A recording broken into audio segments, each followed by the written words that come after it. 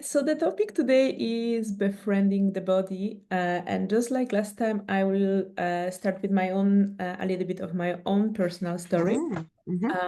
of embodiment, and how I kind of got to reframe the way I think about my body. So I have some history of trauma, a lot of nervous system dysregulation, all the way down to depression. 20 years I was in quite bad shape, and that kind of really um, motivated me to really kind of find a solution so I can feel better and I can function better. So I really started to get into yoga and a lot of body practices, which I've done for, over 15 years now, and I still practice. Um, and it was incredibly helpful for me. It started to help me in a lot of different ways. I really started to kind of slow down and um, become very present with my body.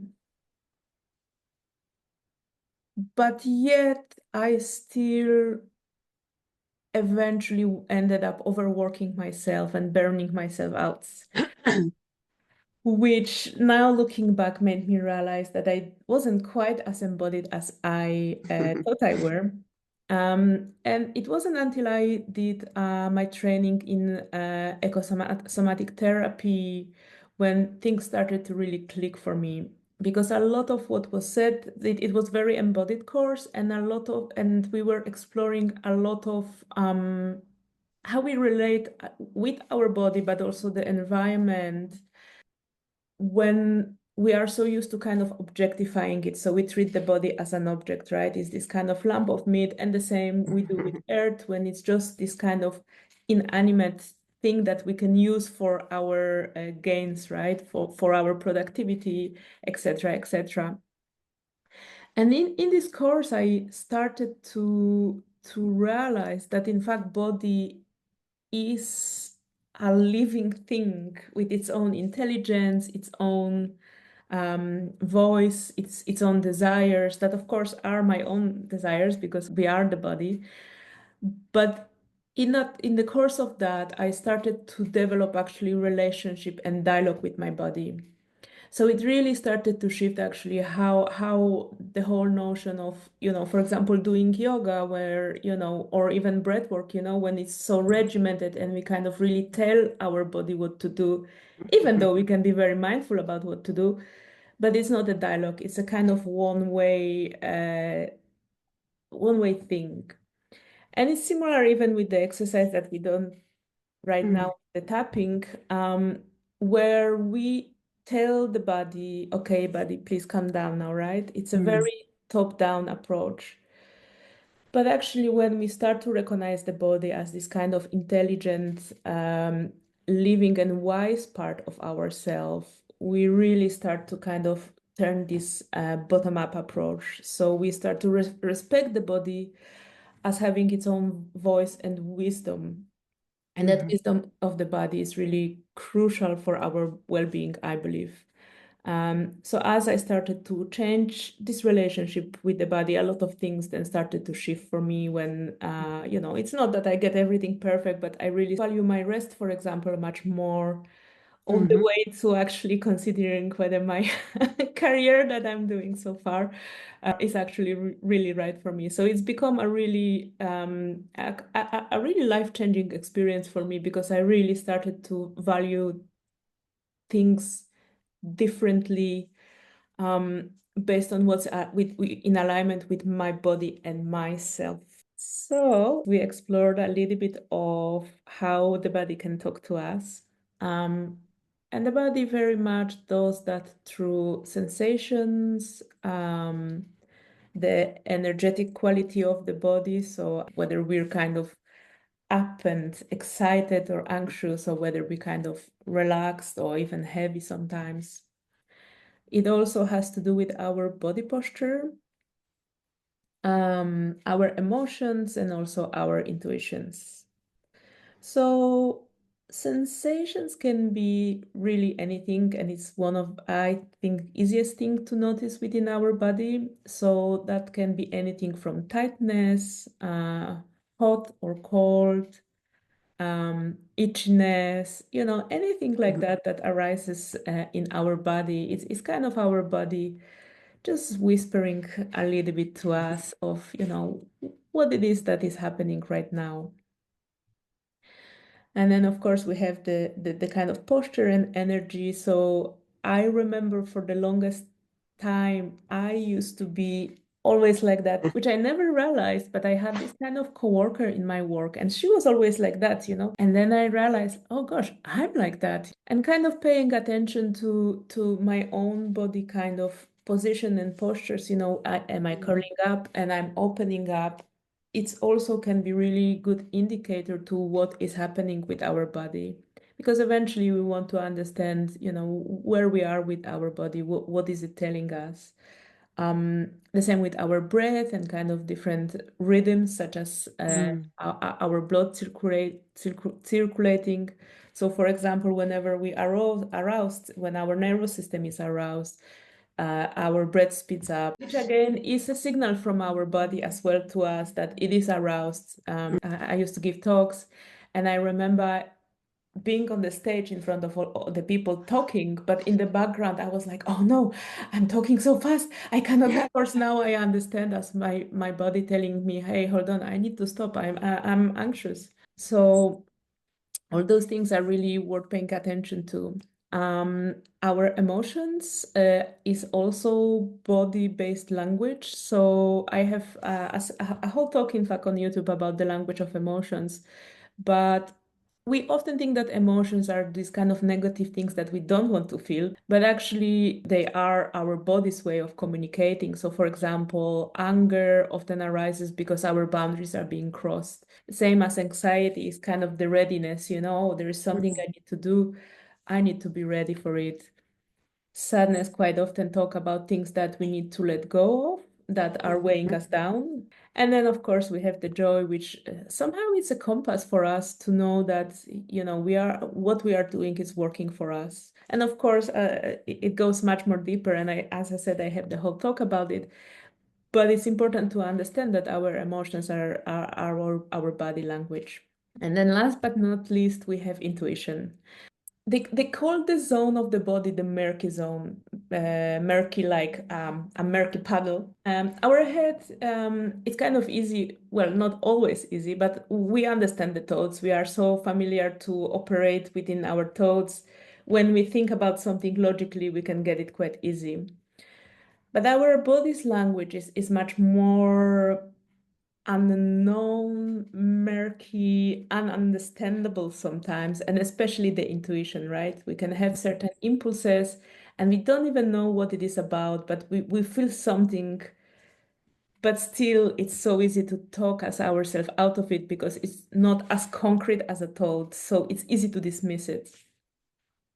But within the intuition is actually where all of the body wisdom sits, because, yeah, it is this kind of intuitive reaction to life. So it's such an important thing because it really can alert us to many things, but it can really, it's a very good way once we kind of start to listen to it to actually navigate life. So intuition can also, it can be like a thought that pops into our mind. It can be the creativity as well. So sometimes we can be so stuck, especially in our body, we can have this creative block, but actually when we start to relax, all that in creative energy start to kind of pour out of that. And that's also the kind of coming from our body, expressing and talking, and it's for me, for example, writing, creative writing has been so helpful in understanding myself, because sometimes, there is stuff in my head and then I write a poem and I'm like, oh yeah, that's the deal. So we can help also to hear ourselves. So those are, and of course, each of those categories are huge, right? But eventually, what we kind of left with is this felt sense, right? Of, okay, well, how does my body feel right now? How am I feeling right now, energetically and emotionally? And then there is this kind of undercurrent of intuition coming in. So when we develop the dialogue with the body, it's really about that. It's really about tuning into that and getting better at understanding the Mm. language. The same like we learn a new language. This is something that we absolutely can develop and we absolutely can get better at. And then you may ask, what are the benefits of that, right? Why would we even want to do that? First, we get the intuition, which is one of the key benefits of listening to your own body, which can help us navigate life in a kind of very different way. But I think inherently, when we start to develop dialogue with our body and we start to take care of our body, start to build a relationship with the body, we are also building relationships to ourselves, right? Because our body at the end is not separate to us, it's just one sphere of how we operate. And through investing in developing this relationship with the body, respectful and loving relationship with the body, actually we start to learn to develop that relationship with ourselves. Mm. So we become more self-loving Mm. as a result of that. At least that's what I've been finding. And there is a process of kind of transformation that can happen. And I'm just gonna quickly share my screen. So recently, because I trying to think about like, okay, how Mm. what actually that embodiment thing does for us. And I kind of try to map it onto my own journey, but I also use the therapeutic framework um, because I found that eventually this is kind of where embodiment led me to. So it's a process of embodied change. So, and I will cover it briefly because I think, in fact, next class I want to dive deeper into that. But where we kind of start quite often is this dysregulation, intensity, disempowerment, victimhood, burnout, alienation, isolation, anxiety, and depression. Mm. And this Mm. can be through our own personal history, but it also is the effect of living in the society that we are living in. For many people, of course, not for everybody, but I think for many people, this is kind of, and especially looking at the world, how it is today, I think for many people, this is the starting point. Mm. Because I think we all or most of us experience this kind of alienation, disconnection, dysregulation, and intensity. And that intensity is especially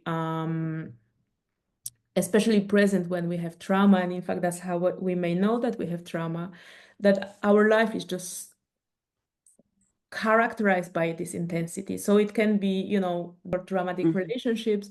But for example, like for me, my work was so intense. I was pushing myself so hard, right? Which eventually led me to burnout. And that was Mm. also a kind of signal of this trauma and the general unwell-being. So the first kind of step of that is really to kind of ground ourselves and regulate. And this is the classes that I'm doing are very much about that. Because through slowly kind of getting into the body and kind of working with safety and regulation, we can start to build a foundation for ourselves.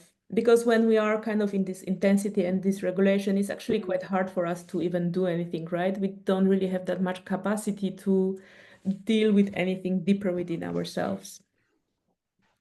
So embodiment kind of really helps us to establish that foundation, the safe foundation to actually even just get grounded and get out of this intensity cycle.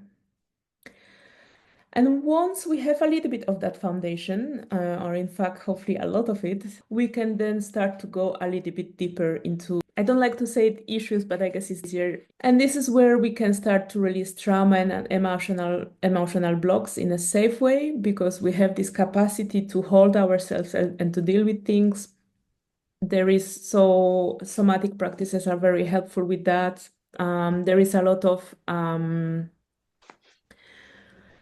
I guess inside work that also kind of happen. And again, this is tuning in within the body and kind of giving ourselves space to actually be present to what really is. So this is also shadow work, all of that, but it kind of works on the mind-body level. quite often the somatic practitioners, they are like, no, you just have to work with body to release trauma. But I do believe that the two actually kind of work Mm, together because we have a lot of helpful patterns as well. And I think, there's one thing releasing trauma and another thing too is actually integrating it.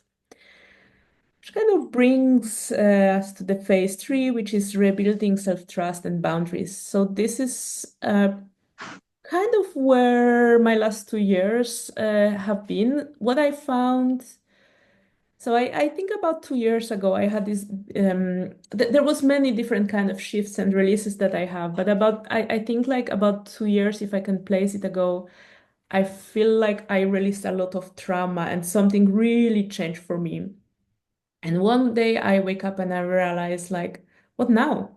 How do I live my life now that I am not into this traumatic state? How do I navigate my life? Who am I? How am I wanting to live as this new person? And it can be quite challenging. It was definitely, and it's still challenging for me because, of course, we have to really renegotiate a lot of our friendships, our yeah. jobs. Really, it's again, we think like overcoming trauma or those kind of things it's the end of the journey, but it's not actually. That there is this step that is quite challenging. But of course, at this point, we already have our tools, hopefully, of being grounded, Mm, being present, and actually tuning in more and more into our intuition, which then help us with the boundaries and understanding, okay, this is good for me, this is not so good for me. mm, Thank you. So again, embodiment for me has been really helpful to actually helping to renegotiate that. And as I feel for me, what happens as I started to renegotiate and maybe starting to get a yeah. bit more footing, I think my focus started to really shift towards liberation, right?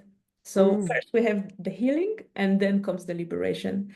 And this is really what I'm observing in myself is that a lot of social norms that have applied to me before, I really start to question a lot of those things, right? It's like, why do I have to, for example, as a woman, look a certain way or act a certain way? It just doesn't no longer align with me mhm, because I'm much more in tune with myself now. Which again is this kind of part of the embodiment, right? That my own voice is now stronger than the voice of the society.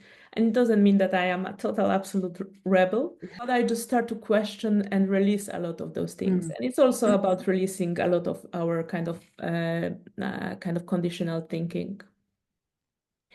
And where I believe that leads to, and what kind of I'm starting to have some glimpses of that, is really the opposite to where we started. So we start to kind of engage with more empathy, more connection to life, and more openness to life.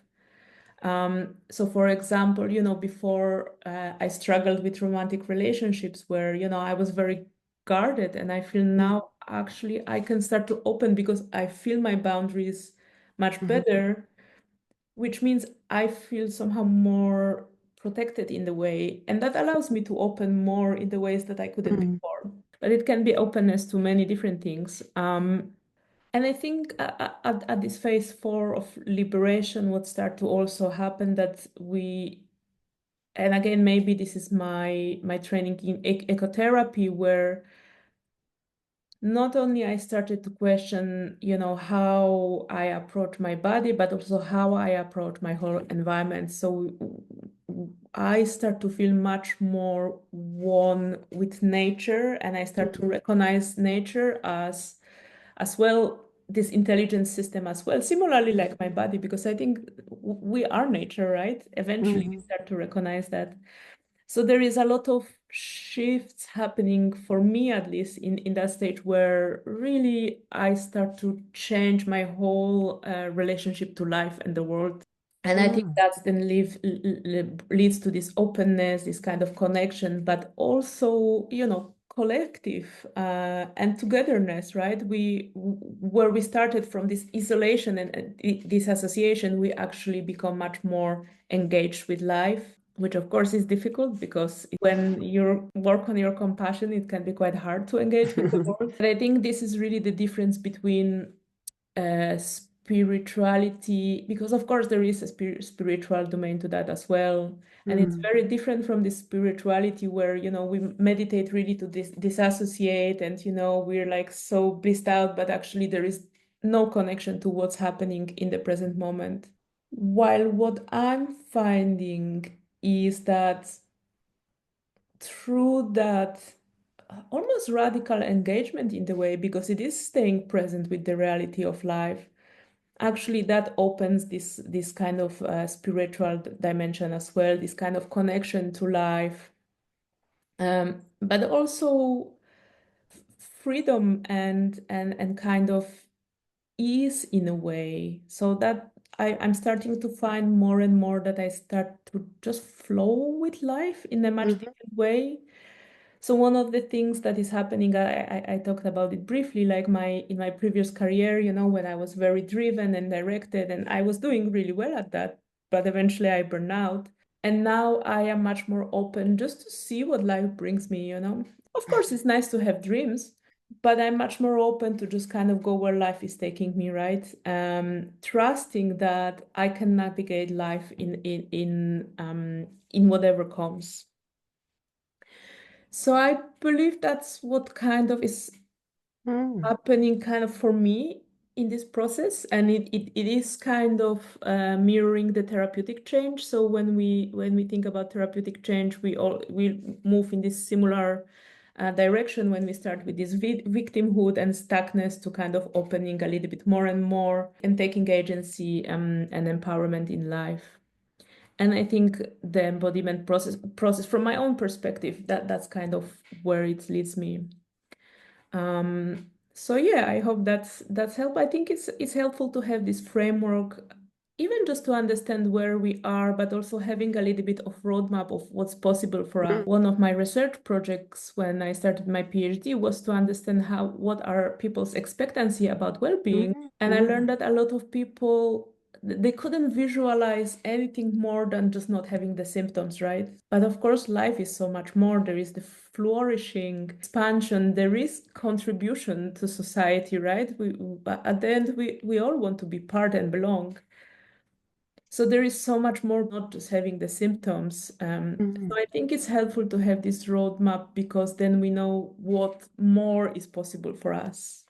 Yeah, so what we'll do next, we just do a little bit of somatic inquiry and just not only start to tune in to what's happening with us in our body, but actually maybe look whether we can respond to something. So what's more, you can sit back and close the eyes. And again, notice our breath expanding the lungs and collapsing. And feeling into the sensations of the breath moving our lungs in and out, up and down, expansion, contraction. Just spending a minute feeling into those sensations.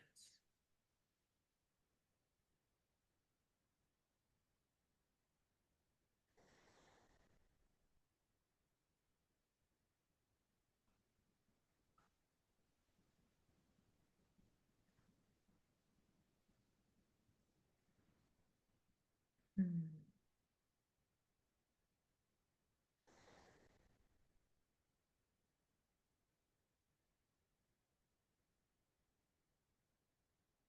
We can gently start to tune into sensations in our body.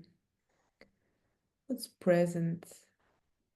Maybe there's some tightness, some itchiness, some heaviness, maybe even some anxiety or annoyance coming up. We simply observe without judgment.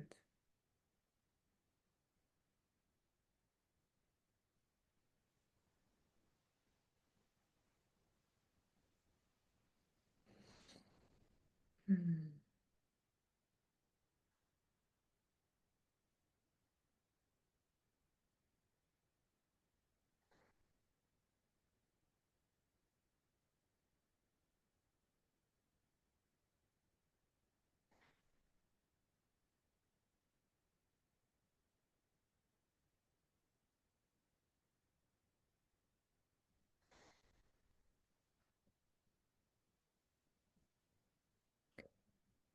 And we can ask ourselves, what part of my body is asking for attention right now?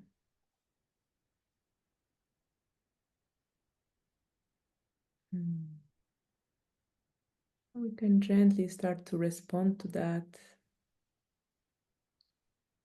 in whatever way our body is asking for, whether that's gentle movement, maybe gentle touch, shaking, stroking, or even sitting still, giving ourselves a hug. Staying present with what our body asks us for.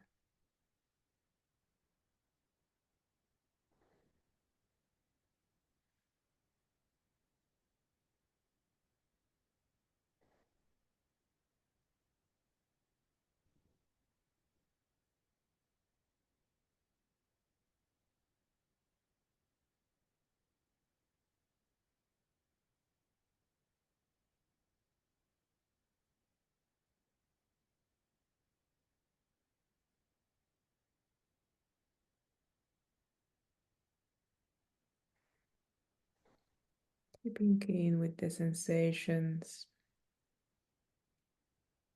observing what arises when we respond to our body. Staying present and tuned in.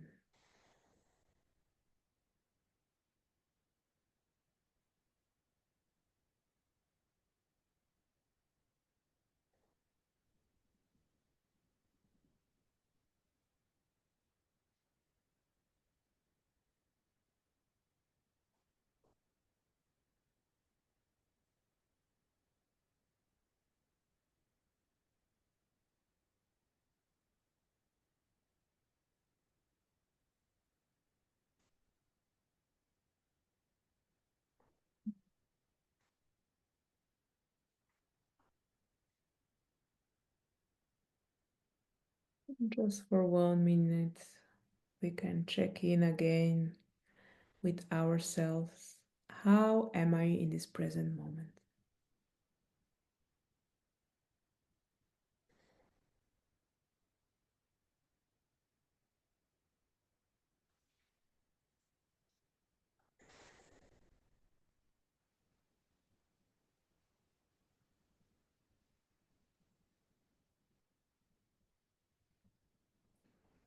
Hmm.